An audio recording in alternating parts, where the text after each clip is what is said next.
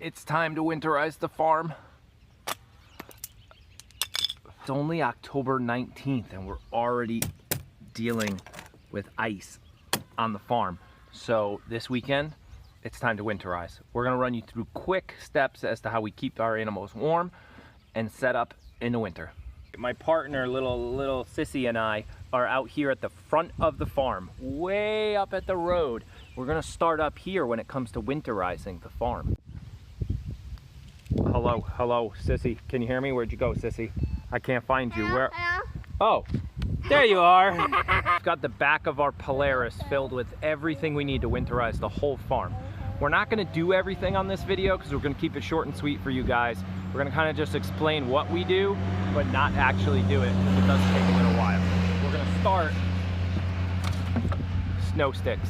I know it's early, it's October 19th, but the fact that it was cold last night and we had ice means we have to snow stick this whole driveway, because one year we didn't do it and we had a baby and we had like 3 feet of snow and we didn't know where the driveway was. So always snow stick a little early.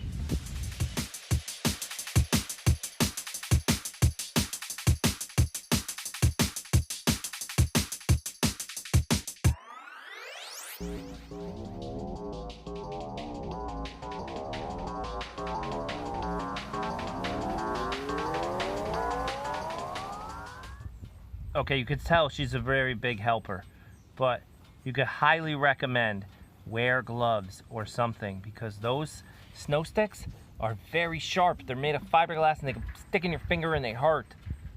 So even after telling you guys to wear gloves, I was trying to cover my hand with my shirt to bang it in. I got a fucking splinter in my thumb. Problem is, this glove, it doesn't fit. Okay, one thing you need to do during winterization is winterize your camper. So I'm gonna go take care of that now. You coming with me? All right, let's go.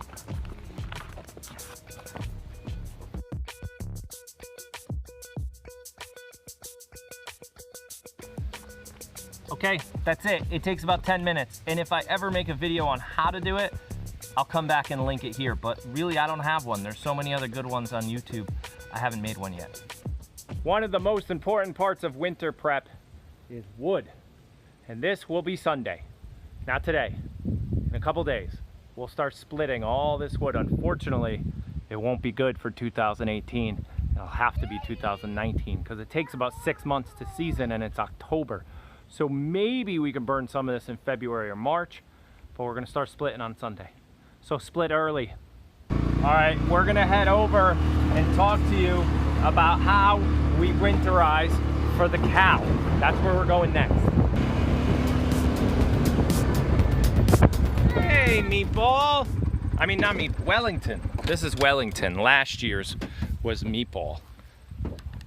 So, for Wellington, oh my goodness, that's bright. Hopefully you guys actually saw something there. There he is. He's getting big. He's close to, I want to say about 200 days old. I'm not sure, but he's getting quite big. But really, for winterizing him, we don't do much of anything except inside his shed over there. We'll throw probably 2 full bales of hay in there and he'll make a little bed inside there. Other than that, his water, I gotta go get him more. Oh, he just got me in the belly with his face. Hey, you, what are you doing? Huh? What you doing? His water over there, we manually crush the ice when it starts to freeze and we dump it out and get him new ice. And his food goes right here on the wall. So there's really nothing to do to him other than give him some nice bedding of hay in there and make it so he can bed in there and stay warm. Other than that, he'll be out here in the middle of a snowstorm. He doesn't care. But we can't heat his water because we have no way to get, unless we do some solar hot water heater, but we're not doing that. All right, Sissy, off to the chickens. Very long ride, and it's right over here. So again, in our chicken coop, we really don't have to do much for the winter either. The main thing is keep them dry. That's it. So our chickens in here are pretty dry. They're in a very big, large, coop style building, but the main thing is up here, right? This eave, I think is what it's called. Here, I'll come outside. Right in there, if you could see it, Right up there. That eave is vented. It's open. The only thing I could do if I wanted to is, you guys can't see me. I could go through all these eaves. There we go. That's a good. Go through all these eaves and stuff them with hay. And we've done that before in this coop. And we leave 3 or 4 in the middle open because of the ammonia. You want, oh yeah, hello. You want the ammonia to escape. Nice job, sissy. Can you come do that again? Come here. No, you don't want to do that. So you want the ammonia smell to escape, or else it's going to smell like shit in here. But really, that's it. We use the deep litter method. We clean out every couple months. But other than that, again, really not much to do in here. Oh, I forgot to mention, their wall. That lighting got so bad I had to stop. But these style heaters are the best in the chicken coop. We've got 4 coops, so we've got 4 heaters. Thanks, chicken. We just put one underneath each 5-gallon bucket, run them to a splitter, and then run the wire back into the house, well, technically into our garage. And it keeps all 4 waters warm in the winter. Ready? Yep. We're going over to the goats now. So let's talk about water with them. With them, we've got 2 different ones. We've got the boy goats and the girl goats we have to take care of for water.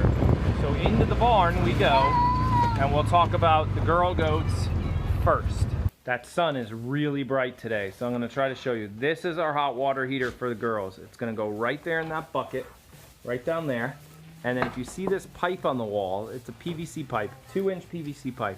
Comes up the wall, all the way up to, way up there, to where you see that orange cord, and it plugs in.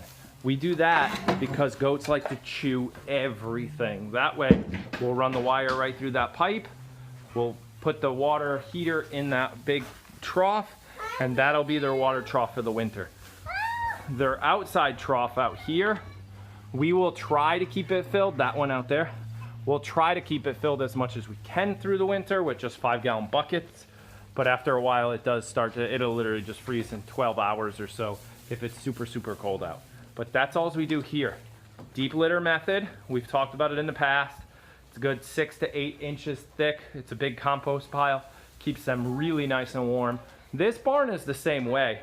Up top there, vented in the eaves, so that it doesn't stink like poop in here.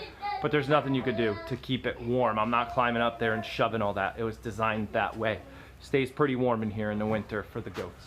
Talk about those tarps in a minute. We're heading over to the boy goats. And really, if you've noticed and been following us at all, our boy goats have hot heated water buckets, and they're just unplugged in the summer. So this triple splitter goes out here, right about there, roughly in between that boy and that boy, and then their water buckets will come down here and get plugged into this triple splitter, and I'll get 1 and 2. I'll run that 3rd one over here as well. One thing I highly recommend, when you plug this in, this and this, like that, and you have 3 of them in there, duct tape the shit out of this thing. That way no snow or water or ice gets into these plugs and causes short circuits and blows things up. So duct tape it. But see, that boy, he likes his hot water. And for us, we did this on purpose because we knew we had this on the outside of our barn. Right here, we have an outdoor plug. So we're only running from here to there. It's like a 40-foot typical extension cord. But that's it for the boys. Other than that, their housing that you see, their big white calf houses, are warm enough for the winter. Pretty much no matter how cold it gets out here. If it gets real cold, we'll give them an extra couple flakes of hay inside those white bins. So again, just like the cow, they can bundle up, curl up into a little ball, and sit down and stay warm. Sissy, we gotta go talk rabbits next.